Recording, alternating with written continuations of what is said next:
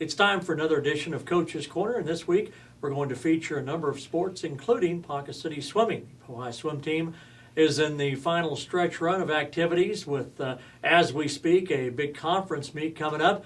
The Ponca City swim team also, of course, getting ready for some other events in the month of February, but it's been a while since we've talked to Coach Porter. And Coach, I know that, again, as we record our program, you have not gone to your conference meet. That'll be Tuesday. It was snowed out this past weekend, so if you could, talk to us about preparing your team for a Tuesday event instead of a Saturday event. It's going to be a long day for you and your boys and girls. Absolutely. It was snowed out, as you said, on Saturday. Lawton didn't go back to school until today. It just makes it more difficult, not only because they're missing a day's worth of classes, but tomorrow, of course, the weather is not supposed to be friendly on our drive home, but it's going to be a long day for all of us. We have to leave tomorrow morning at 4:45, so hopefully the kids will be able to perform well and catch some sleep on the way down there. They'll probably get some sleep on the bus, but you're going to have to get them up and around a little bit, and it's not like even going to Oklahoma City or Tulsa, which is a pretty long trip. This is as long a trip, I'm sure, as you'll have all year. Yes. What time will your event begin? And if you could talk about some of the events that you think your swimmers will be favored in. Prelims start tomorrow morning at 10:30. Tomorrow we will do prelims and finals. Finals start at 2:30 in the afternoon. I have a lot of confidence that my boys can actually go in and win conference this year. My boys team was incredible when we started the season, and they are even more amazing now. The 50 free and the 100 free, in the boys, I believe we have locked with Kyle Barrick. My girl, Maddie Myers, I'm sure will take the 50 and the 100 free. Whitney Glad, the 100 fly. My girls' relays are strong this year, so they will be able to hold their own. My boys' relays are definitely one of the most competitive in the state.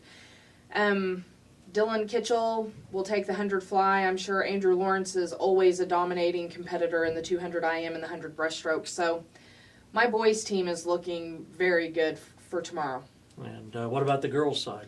My girls, I have a great group of girl swimmers. They swim high school and club for me. So they're great swimmers. They're incredible athletes, but I only have 7 this year.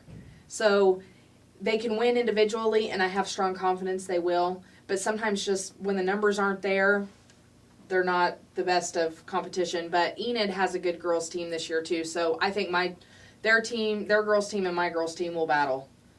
So it'll be an interesting meet. Maddie Myers holds the conference record in the 50 free, and we both have strong confidence that she'll win the 50 free tomorrow. So her goal is just to break her own record.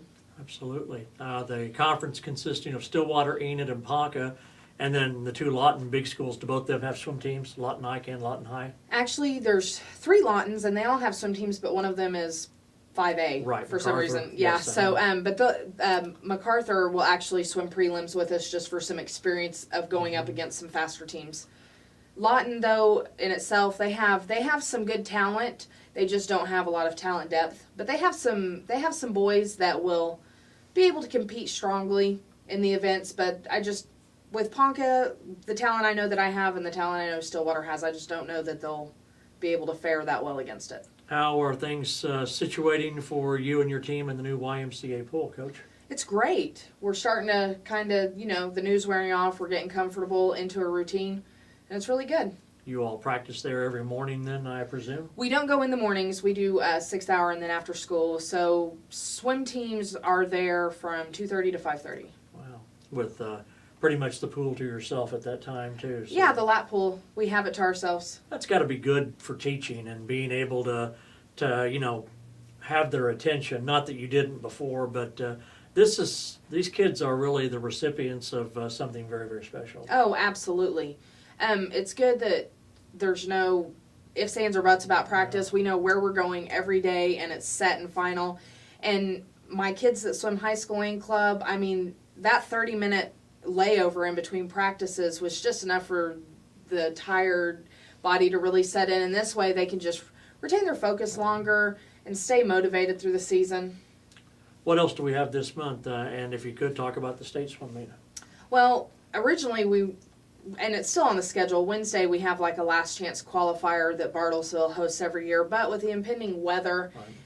I don't see Ponca City attending, and plus my kids, I don't know that they'd be up to par after tomorrow to, basically 2 swim meets and the bus trip that we're going to have.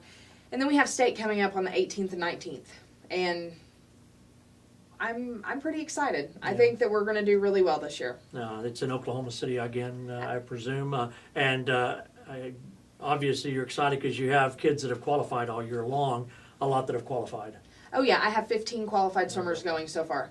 Last year I think I had 8, and the year before I think 8 as well. So this is the most I've had in my 3 seasons, and to my understanding it's the most that Ponca City's taken in quite a few years.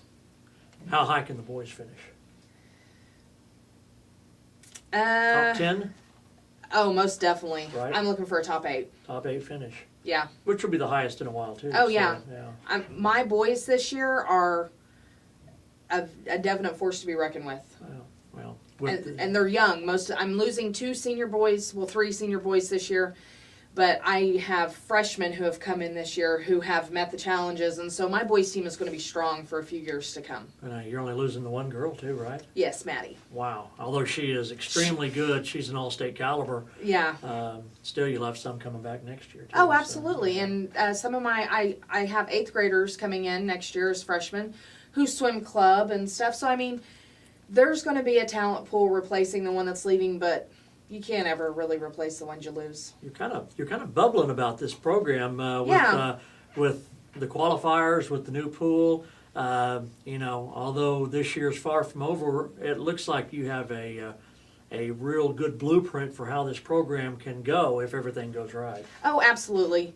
Yeah, this point in time every year, of course, my main focus is on championship meets and so on and so forth, but I'm always looking forward to the next year and mapping out who I have coming in and who I'm losing, and just trying to prepare for the season to come, because we are a small team, and so I just feel like if I'm prepared, then my kids will be better prepared. So this week conference, and then in 2 weeks the state swim meet down in Oklahoma City. Amanda, good luck to you and the team. Thank you. Coach Porter with us talking PoHi swimming on this week's edition of Coach's Corner.